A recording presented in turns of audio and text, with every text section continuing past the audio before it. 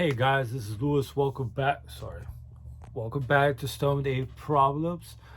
So on today's episode, I'm going to go ahead and elaborate a little bit more on communism. I've talked about it obviously in my previous videos, and if you watch my previous videos, you already know that I have strong negative emotions towards that philosophy, or whatever you want to call it, political theory.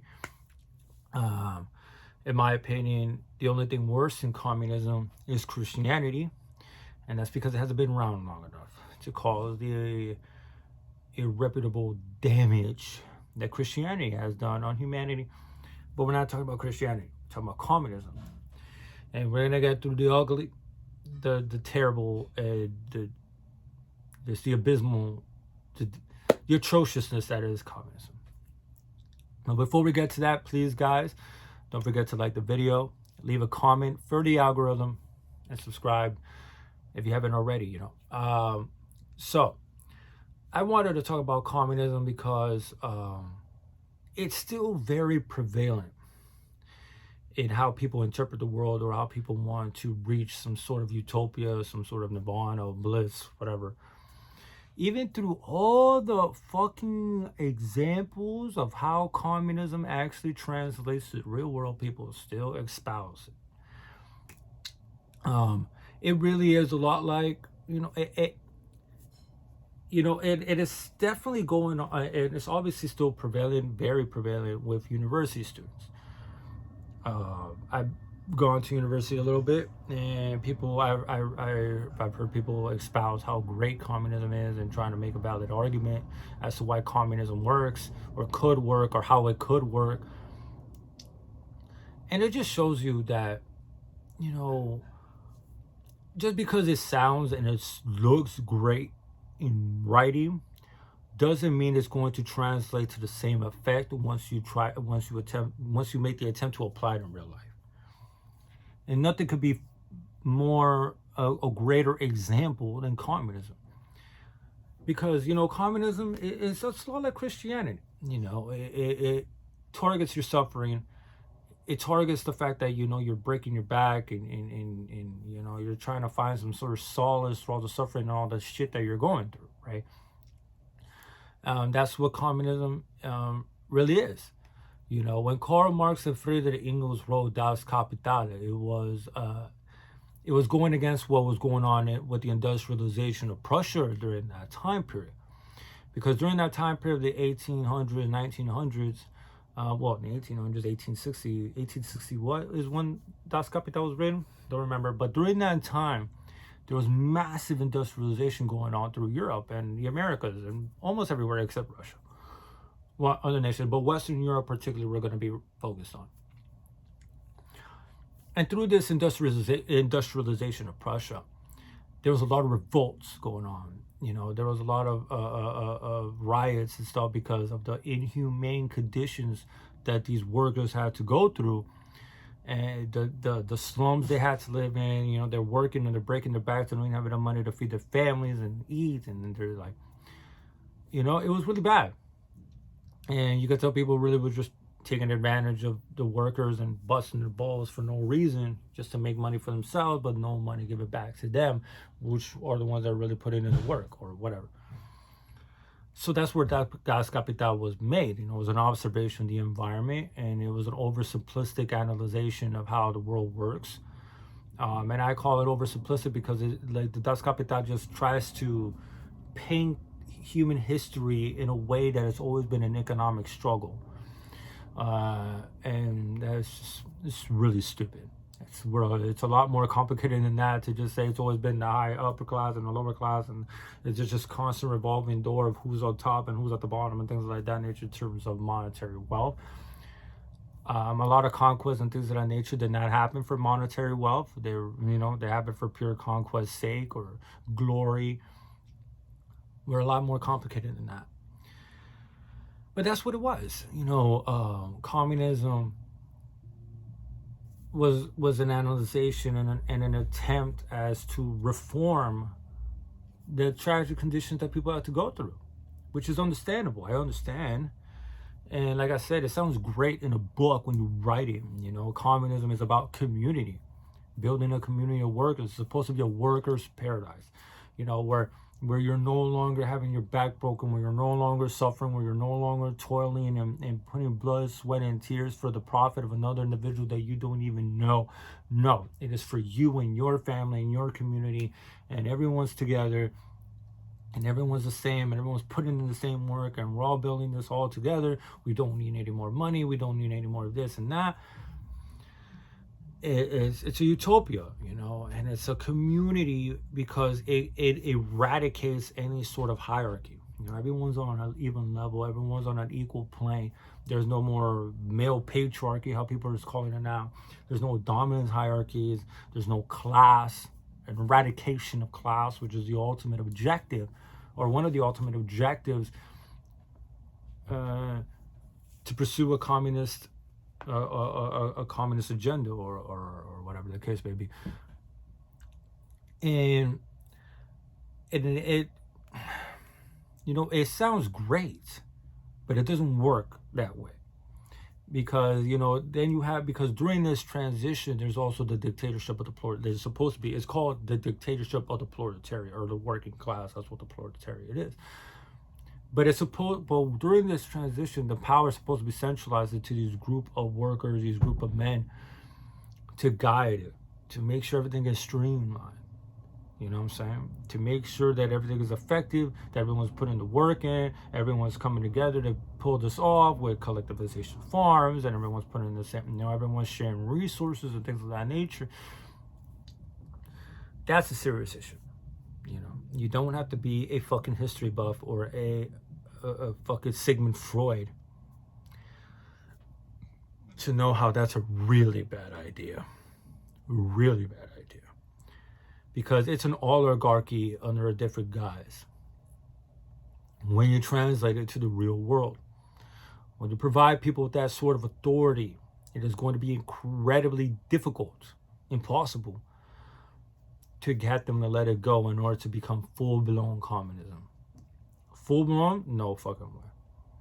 No way. Great example is the Soviet Union. Let's go with the Soviet Union. Communism wasn't even supposed to happen in that country, and yet it did. Because when Friedrich Engels and Friedrich Engels and Karl Marx wrote the Das Kapital, it had in mind that those sort of revolutions were going to take place in already industrialized nations, such as Prussia or Germany or France or England. Those sort of nations that had industry, they need to have an actual working class who working in factories, working in other fucking places, in other industries and things of that nature. Not an agricultural nation that Russia was, that still was at that time period. Russia was incredibly behind economically, behind Western Europe, behind the United States. Very agricultural. That's what really fucked them in the ass in World War I. They didn't have the material resources in order to keep up with what was going on. But it wasn't supposed to happen in the Soviet Union. It really wasn't. That's why it really had to take a new guise under Leninism, with Vladimir Lenin and Leon Trotsky and Joseph Stalin and Voroshilov and Budyonny and Molotov and Kaganovich, all these crazy motherfuckers, all of them crazy as fuck. And the Soviet Union is the perfect example of how communism really doesn't fucking work when you apply it in real life, because it's supposed to be about collectivization. It's supposed to be about, like I said, it's all about bringing resources together, putting everything together. Everyone's putting in the same work. And there's this guiding lights of people that are supposed to transition this into a full-blown communism later down the road. But what happened with the new economic policy by Vladimir Lenin, and when they took control in the October Revolution, 1917 or whatever? One of the most famous phrases of Vladimir Lenin was, "We have to break the back of the peasants." Because collectivization causes huge economic and environmental turmoil to people. You're dislocating people to come to these big ass farms where they all have to come together and work. They're not even in their native environments anymore. They're not with their animals. You know what I'm saying? Like a lot of people were displaced into other areas that they had no idea where they were. Getting rid of crops and placing them somewhere else, and people don't like that. Who does? Who likes that? Who likes to be told, "Hey, yo, get the fuck up out of your house. You're all gonna be living together." You have no choice. You just have to do it. And naturally, there was a lot of pushback, a lot of revolts. Imagine this. To really bring up factories and industrialization and to get Russia to come to close the gap between the other nations, because they knew they were going to go to war again. To keep up, they had to rapidly industrialize, rapidly create more cities. So what were they doing? They were taking the crops, collectivization, and passing it on to to make sure that the factories were doing okay, that the cities were doing okay, so people could go to the cities to work in the factories, to work in these massive industries, in the steel industry and things of that nature. That caused a huge problem. You know what I'm saying? Like, oh, if you could keep whatever we don't need, you could keep it for yourself and things of that nature. But it was abysmally bad. Like, it was really bad. Imagine it was so bad and people hated it so much during that time period that they were killing their own animals, burning their own crops, because they did not want to give it to the communists. They didn't want to do that. You're fucking their whole livelihood up. Imagine how desperate you have to be that you're killing your own fucking animals and burning your own farm and shit just to make sure they don't get their hands on it. That's how it was. That's when Vladimir said we had to break their backs. And then when Stalin took power and enacted these fucking ridiculous 5-year plans with these ridiculous, impossible quotas to meet, he caused the fucking famine in Ukraine. The breadbasket of the Soviet Union. Why think it's still a hotbed to this day? Rich in resources. I think the famine that he created was like 3 million people dead in a couple years. Collectivization and bringing it all together. Yeah, it doesn't translate very well in real life. Then you could go to Maoist China. Same thing. How many fucking people died in these collective forms? How many people broke their backs the same way?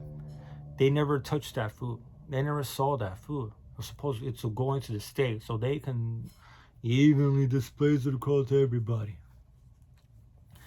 It just shows that it doesn't work in real life. It doesn't work. Everything's the same. It's all run by the state. And the state is the dictatorship of the proletariat. So what the state says, the people is basically the vote of the people, the voice of the people. I apologize. Does that not sound like any other fucking government except monarchy and dictatorships?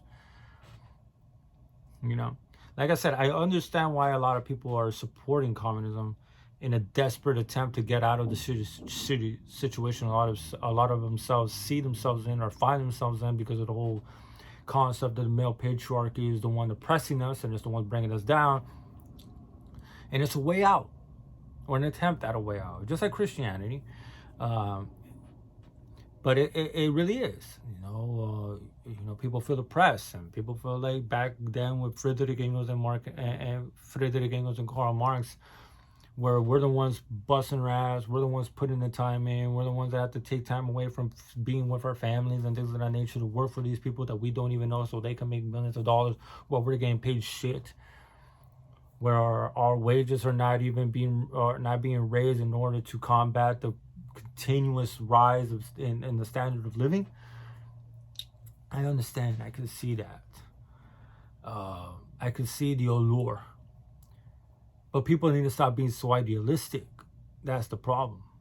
Like I said, just because it looks good in the book doesn't mean it's going to translate in that same fashion, because we are humans and we are very flawed humans. One could say that we're born bad. I can make a very good argument that we're born bad. Not born good, we're born bad. But that's a topic for another time. It just doesn't work. And it's too idealistic. And in this day and age of so much knowledge, so much information that you can have access to at the click of like a little, going through your phone or your laptop or tablet or whatever the fuck,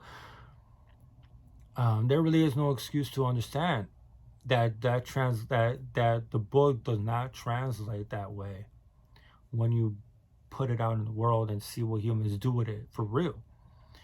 And that's why it continues to be baffling to me how people who go to university, you're paying money or whatever to be an idiot, to be delusional, to be idealistic. And I hate idealism. It's like Plato. Plato was great. Plato, he was smart, but the Republic is dumb as shit. Even his contemporaries were like, bro, who the fuck, who does this, Philosopher Kings? And we're gonna have to. It doesn't work.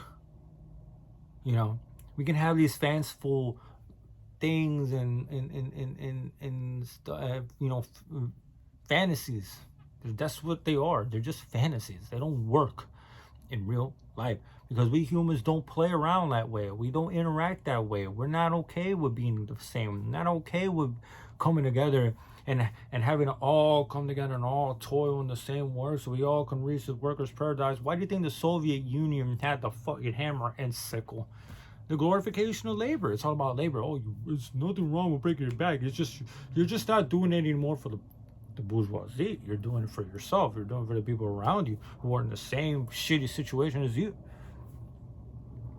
That's what it is.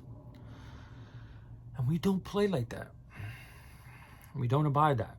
You know, if you're better than your neighbor and you know you're better than your neighbor, or you're better than your coworker, or you're more intelligent, mortality, you have more to offer, you are not going to be satisfied. You're not going to be content with having that method of living as your actual reality. You don't work that way. And you know, that sort of utopia is just too idealistic. Too much idealism going on nowadays, you know, like people doing all these stupid things and espousing these stupid ideas, trying I get it. Like I said, I get it. But don't be so stupid. And don't fall for this shit. Like, I don't know. I don't even know how people still fall for it. I don't know. I don't know how. I don't know how there's fucking Latin Americans born here with parents that fled communist nations and they're espousing communism. I know Cubans my age that love dear old communism. I'm like, bro, your parents should be ashamed of you, or are ashamed of you. They'll probably just, like, they probably don't even know, because if they knew, they'll probably disown you. That's what I would do. I'll disown my kid. I'm like, you're a fucking retard. What the fuck are you talking about? A communism? But there are people like that. They read. And then, like I've said in other episodes, they have this arrogance to think that they're better than their predecessors, that they're somehow different, that they somehow do things differently, that they will make the same mistakes as others. They won't make the same mistake as Trotsky and Lenin and Mao and Pol Pot and all these ridiculous, crazy-ass motherfuckers that were, well, it was a different era.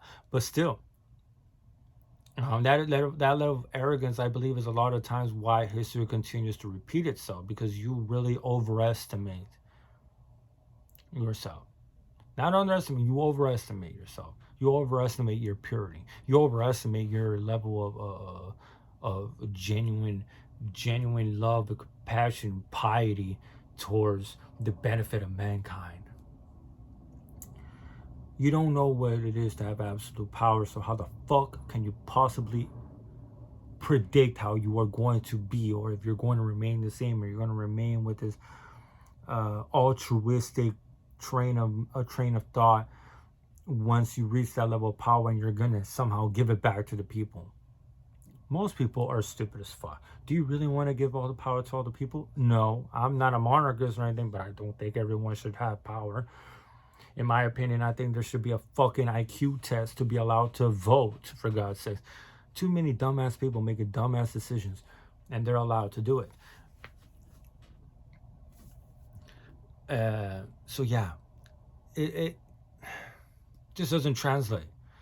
And you know, like I said, I'm not gonna do a deep dive on it, but you can read a little bit about the Soviet Union. You can read a little bit about Maoist China. You can read how it went on in Cuba, how it's going on in Cuba right now. And there's no good example of how communism ends up turning out to be. None. So get your head out of your fucking ass to whoever the fuck does, like whoever espouses this is a fucking moron. You're just now looking at the world for what it really is. Get your head out of the clouds and come back to reality. And you'll see how flawed communism really is. It's flawed as fuck. Doesn't make any sense. So, we'll leave it at that. Thank you guys so much again for watching. Really do appreciate you guys supporting. Well, thank you guys for the support. And hope you all learned something. Hopefully it gives you some sort of inspiration to actually read or watch a documentary or two. Get your brain right. You know, I'm making gains. I love making gains, as you can see from the shorts I'm putting out. But at the end of the day, what's more important is your mind, it's your brain, it's your cognitive thinking. You know, that's what's going to separate you from the idiots. So, till next time, guys.